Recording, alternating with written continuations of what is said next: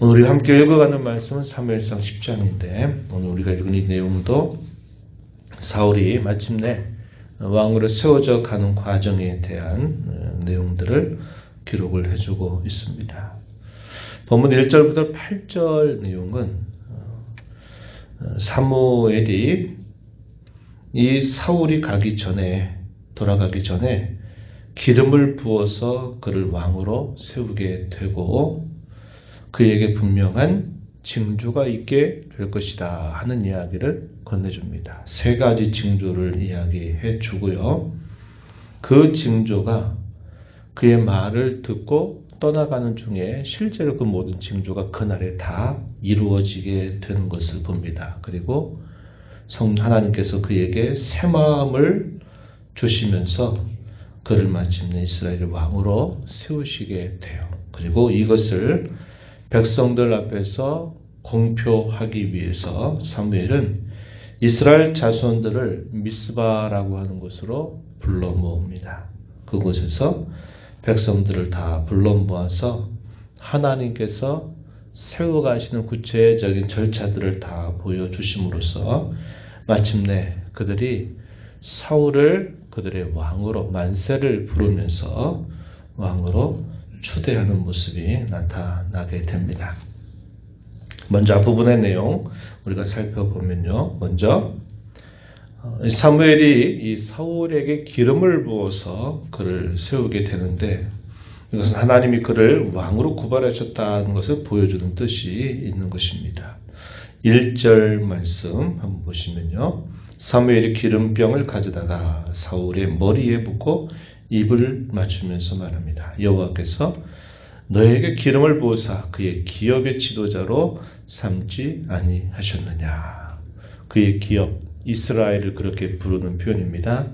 기름을 부어서 이스라엘의 지도자로 삼았다. 이렇게 사무엘이 하나님의 뜻을 그들에게 전하게 됩니다. 그러면서 세 가지 징조를 이야기하는데 첫 번째 징조는 내가 이제 떠나가다가 베냐민 경계에 있는 셀사라고 하는 곳에 라헬의 묘실을 너가 가게 될 텐데 그곳에 가면 두 사람을 만나게 될 거다.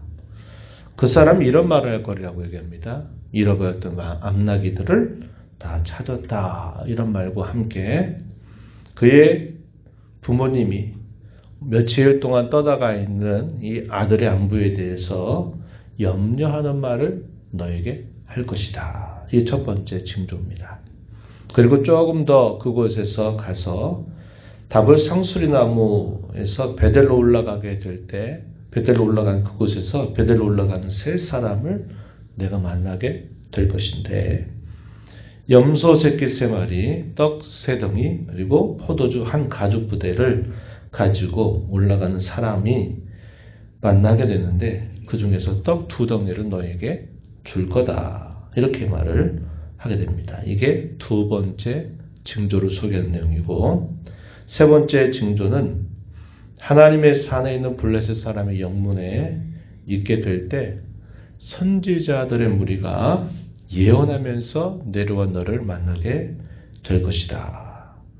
여호와의 영께서 너에게도 함께 임해서 너도 함께 예언하고 내가 새 사람이 될 것이다. 이 세 가지의 징조를 이야기해 줍니다. 그리고 말하기를 7절 말씀을 한번 보십시오. 7절 보면 이 징조가 내게 임하거든 너는 기회를 따라 행하라. 하나님이 너와 함께 하시느니라. 이 징조가 너에게 그대로 이루어지거들라. 하나님께서 너에게 주시는 기회가 있을 때 하나님 너와 함께 하여서 내게 주어진 이 일을 감당케 하실 것이다. 라는 말씀을 사무엘이 사울에게 전달을 해주게 됩니다. 그리고 나서 또 한 가지 당부하는 말은 길갈에 먼저 내려가 있으면 나도 그곳에 내려가서 거기에서 여호와께 제사를 드릴 것이고 거기에서 내가 행할 일을 가르치게 될 때까지 7일을 기다리고 있어라. 매우 구체적으로 하나하나씩 다 이야기를 해줍니다. 이 내용이 1절부터 8절까지 소개가 되고 있고요. 이제 사무엘과 헤어지면서 이제 그날 이제 이동을 하게 되는 과정에서 바로 그런 모든 징조들이 자기에게 그대로 이루어지게 된 겁니다. 그러면서 이 사울의 마음이 이제는 새로운 마음을 갖게 되고 그에게 임하는 그 사무엘의 말이 그대로 자신에게 이루어지는 것을 보면서 하나님이 자신을 왕으로 세우신다 하는 것을 그가 경험하게 되었을 것입니다. 9절 말씀 보시면요. 이렇게 말하죠. 9절 말씀에 그가 사무엘에게서 떠나려고 몸을 돌이킬 때 하나님이 새 마음을 주셨고 그날 그 징조도 다 응하니라. 세 가지의 징조들이 다 응하게 되었다. 이렇게 이야기를 해줍니다. 세 번째 징조로 이야기했던 것, 산에 이르게 될 때 선지자의 무리가 그를 영접하고 하나님의 영이 사울에게 크게 임하게 되면서 그 선지자들과 함께 예언을 하게 됩니다.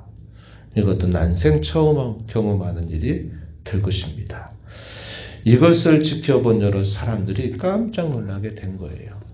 아니 저 기스의 아들 사울에게 도대체 이게 무슨 일이냐 깜짝 놀라게 됩니다. 그래도 선지자냐? 이렇게 사람들이 놀라운 반응을 보이게 되면서 이것이 하나의 속담으로 만들어졌다. 이렇게 이야기를 해주고 있고요. 그러다가 마침내 사울의 숙부를 만나게 됩니다. 이 숙부가 도대체 어떻게 된 일이냐 궁금해서 다 자초지종을 묻습니다.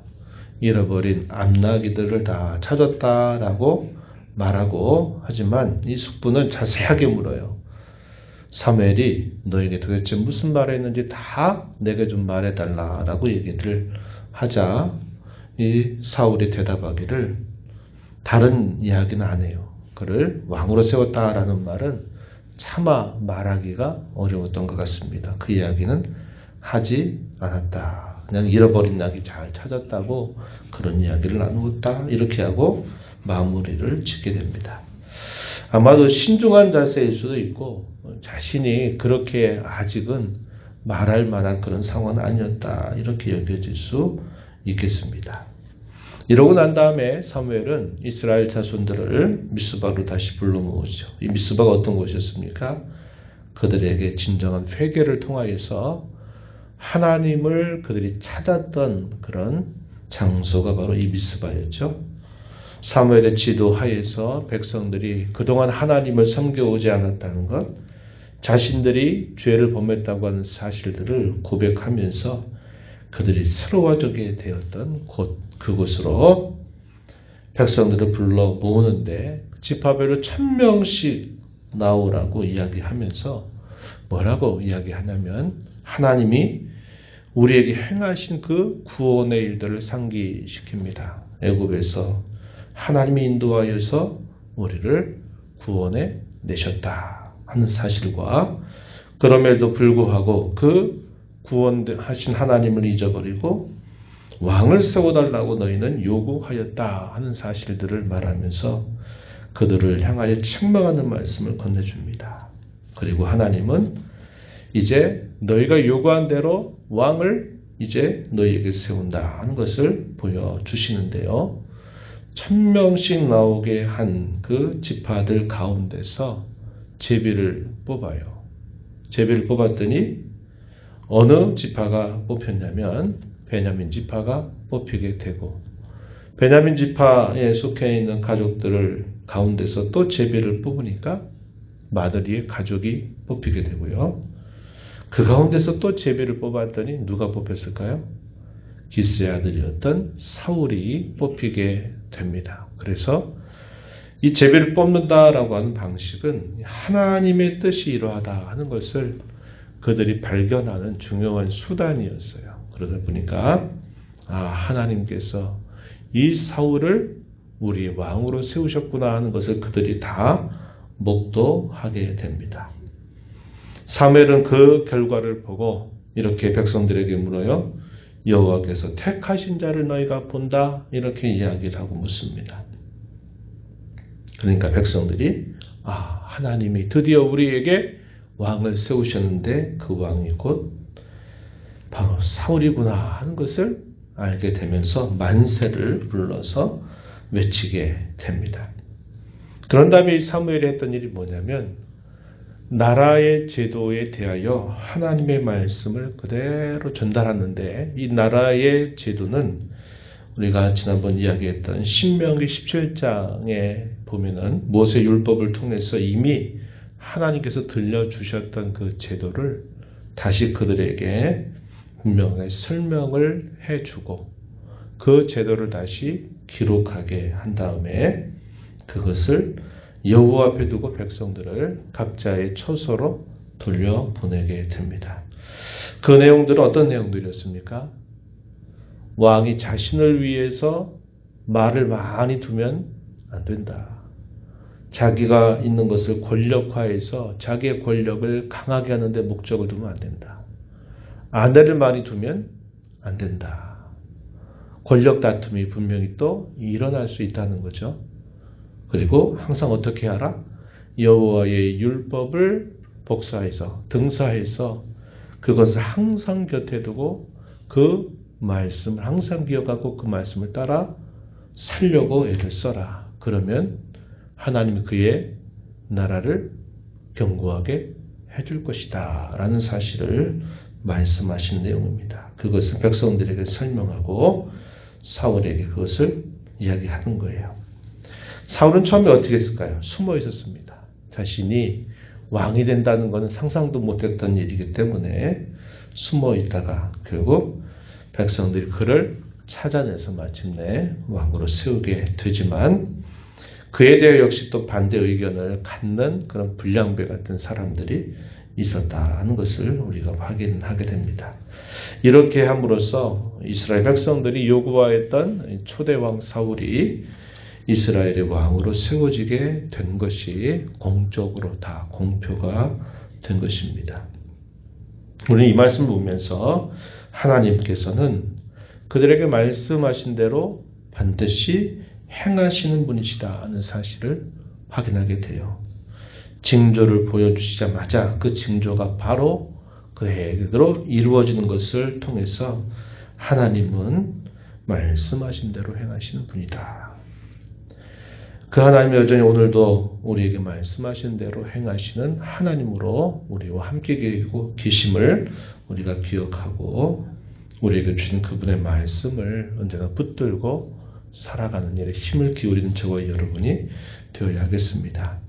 하나님께서 어떤 일들을 맡겨주실 때에는 반드시 그 일에 맞는 능력을 베풀어 주시는 분이심을 알게 돼요. 새 마음을 주시고 또 예언도 하게 하시고 백성들로 하여금 그를 왕으로 세우셨다라고 하는 권위를 그들에게 보여주신 일을 통해서 그 일에 맞는 능력을 하나님은 보여주시는 분이시다. 맡은 일에 대하여 요구되는 자세는 뭘까요? 하나님께서 그러한 일을 감당하도록 도와주실 것을 굳게 믿고 끝까지 그 본분을 잘 지켜가는 자세를 갖는 것이 하나님이 바라시는 바다 하는 겁니다. 오늘 저와 여러분이 살아가는 가운데서도 은사나 사역이나 직분을 통하여 주님의 교회를 주의 성도들을 섬기는 그 일들을 위해 부르실 때에는 역시 이에 맞는 힘과 지원 능력을 베풀어 주신 분이심을 기억하면서 성실하게 섬겨가는 저와 여러분이 되어야 하겠습니다. 우리가 읽었던 7절 말씀에서 그런 말씀을 확인했어요. 기회를 주시는 대로 행해라. 이런 말씀을 우리가 함께 살펴보죠. 하나님께서 자신에게 세워주신 그 자리를 기회로 여겨서 그 기회를 잘 선용하며 살아가는 것 대단히 중요하다 하는 것을 우리가 배우게 됩니다. 우리가 이 땅에 청지기로 태어났죠. 그리고 우리가 이 땅에 태어나서 언젠가는 떠나게 되는 것이 우리의 인생입니다.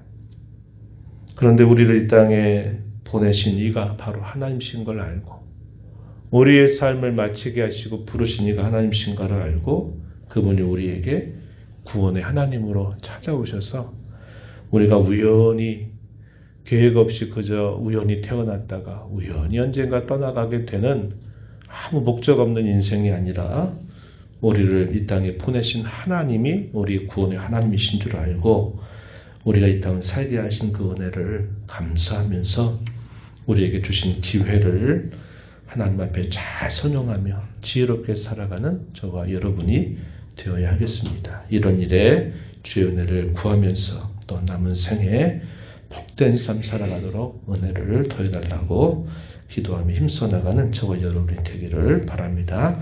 하나님 아버지 감사합니다.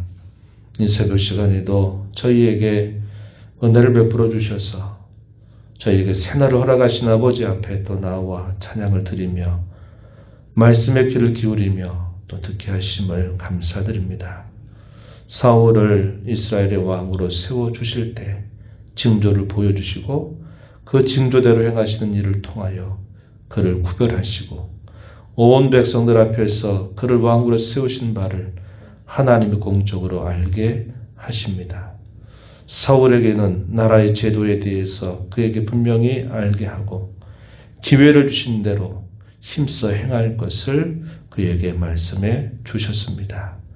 말씀하신 대로 행하시는 하나님 앞에 언제나 저희에게 주시는 말씀을 붙들고 살아가는 저희의 삶이 되게 하여 주옵시고 저희에게 주신 은혜를 구원의 은혜를 감사하면서 우리가 목적 없이 살아가는 인생이 아니라 우리가 분명히 청지기로 이 땅에 보냄받은 자임을 기억하면서 남은 생애 동안 저에게 생명을 주시고 구원의 은혜를 주신 하나님의 뜻을 잘 헤아려서 기회를 선용하는 복된 삶 살아가도록 인도하여 주옵소서.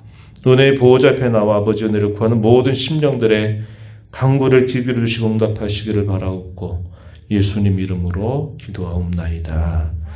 아멘.